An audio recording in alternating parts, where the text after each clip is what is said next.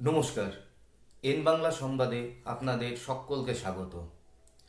অবশেষে গত শুক্রবার দিল্লির আবগারি মামলাতে অরবিন্দ কেজরিওয়াল এবং মনোজ সিসোদিয়া সহ আম আদমি পার্টির ২১ জন মন্ত্রীকে বেকসুর খালাস দিলেন দিল্লির নিম্ন আদালত। এই রায় প্রকাশ্যে আসতেই বিরোধীদের তরফ থেকে নরেন্দ্র মোদী সরকারকে এক হাতে নেওয়া হয়েছে। বিরোধীদের অভিযোগ, দিল্লির কেন্দ্র সরকার কেন্দ্রীয় এজেন্সিগুলিকে ব্যবহার করে বিরোধী দলের কণ্ঠরুদ্ধ করতে চাইছে। আজ আবগারি মামলার এই রায় সেটিই প্রমাণ করে। তবে কেন্দ্রীয় তদন্তকারী সংস্থা মনে করছে যে কোর্টের পক্ষ থেকে এই মামলার সম্পূর্ণভাবে পর্যবেক্ষণ করা হয়নি বা এই মামলার কিছু অংশ বাদ পড়ে গেছে, যার ফলস্বরূপ এই রায়কে সম্পূর্ণ চ্যালেঞ্জ জানিয়ে কেন্দ্রীয় তদন্তকারী সংস্থা সিবিআই দিল্লি হাইকোর্টে যাবার সিদ্ধান্ত কথা জানিয়েছে। গত ২০২৫ সালে দিল্লির বিধানসভা নির্বাচনে সবচেয়ে বড় ইস্যু ছিল অরবিন্দ কেজরিওয়ালের আবগারি দুর্নীতি। বিজেপির পক্ষ থেকে অভিযোগ করা হয় যে দিল্লির অরবিন্দ কেজরিওয়ালের সরকার যে আবগারি নীতি চালু করেছিলেন তাতে দিল্লির ২০১৬ কোটি টাকার রাজস্ব ক্ষতি হয় দিল্লি সরকারের।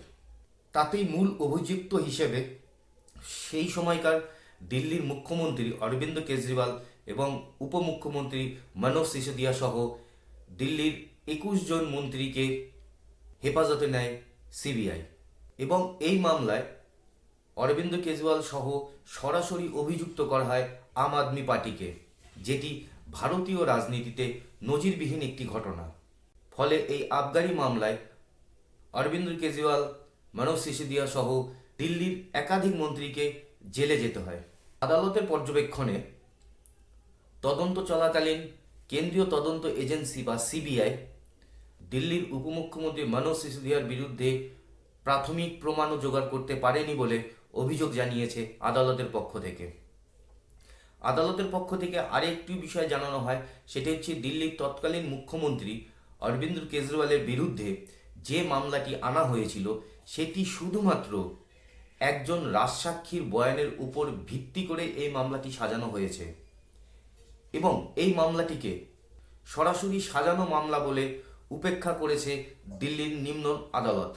এবং আদালত তদন্তকারী সিবিআই অফিসারদেরকে জিজ্ঞাসা করেছেন যে রাজসাক্ষীর দেওয়া বয়ান অনুযায়ী কি কোনো মামলা রুজু করা যেতে পারে।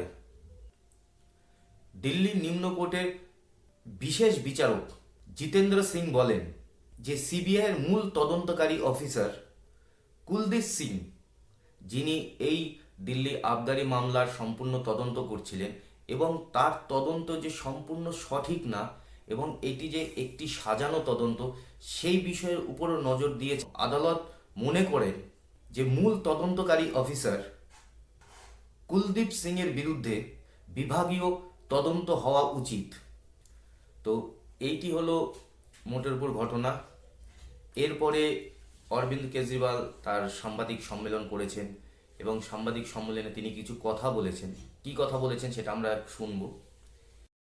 शराब घोटाला, भारतीय जनता पार्टी ने पिछले 4 साल से इस शब्द का भारतीय राजनीति में खूब इस्तेमाल किया। आज उसमें जो आदेश आया उस पर भी चर्चा करेंगे। न्यायालय ने, हमारे जस्टिस सिस्टम ने इसमें एक बहुत ऐतिहासिक फैसला दिया है। इसके लिए मैं जुडिशरी का बहुत बहुत धन्यवाद करना चाहता हूँ, जज साहब का बहुत बहुत धन्यवाद करना चाहता हूँ। आज के इस माहौल में जब सारी संस्थाओं को, सारे अथॉरिटीज़ को डराया जा रहा है, धमकाया जा रहा है, ऐसे में इतना बड़ा न्याय करने के लिए जज साहब ने वाकई बहुत हिम्मत दिखाई है। मैं उन सभी वकील भाइयों का धन्यवाद करना चाहता हूँ जिन्होंने एक एक कदम हम लोगों का साथ दिया। हमारी ये लड़ाई न्यायालय में लड़ी, बहुत सारे वकीलों ने हमारा साथ दिया। और उन सारे देश भर के लोगों का जिन्होंने पिछले 4 साल से जिस तरह से हमारे ऊपर अत्याचार किया जा रहा था, इतने कठिन समय में हम लोगों का साथ दिया, उनका धन्यवाद करना चाहता हूं। आप जान रहे हैं कि किस तरह से पिछले 4 साल से ईडी को, सीबीआई को, सारी संस्थाओं को इस्तेमाल करके हमारे ऊपर एक शराब घोटाला नाम का एक आरोप लगाया गया। सीबीआई ने, ईडी ने उसमें चार्जशीट फाइल की। आज कोर्ट को प्राइमा फेसी ये निर्णय लेना था कि क्या सबूत और गवाहों के बयानों के सफिशिएंट मटेरियल है कि इसमें मुकदमा चलाया जाए।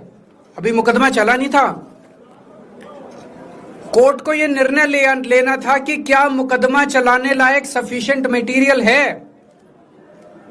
और कोर्ट ने लगभग 600 पेज के आदेश में सारे सबूतों और सारे गवाहों को मद्देनजर रखते हुए ये कहा है कि इतना भी सबूत नहीं है, इतने भी गवाहों के बयान नहीं है, एक निक्का सा भी सबूत नहीं है कि इसमें मुकदमा तक चलाया जा सके।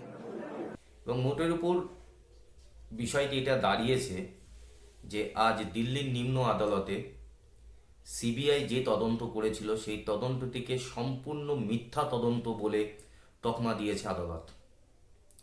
এইখানে সিবিআই তদন্ত নিয়েও যেমন একটি প্রশ্নচিহ্ন থেকে যায়, তেমন বিরোধীদের তোলার অভিযোগ সত্যিই কি যুক্তিযুক্ত যে কেন্দ্রীয় সরকার তার রাষ্ট্রীয় এজেন্সিগুলোর মাধ্যমে বিরোধী দলের কণ্ঠরোধ করতে চাইছে?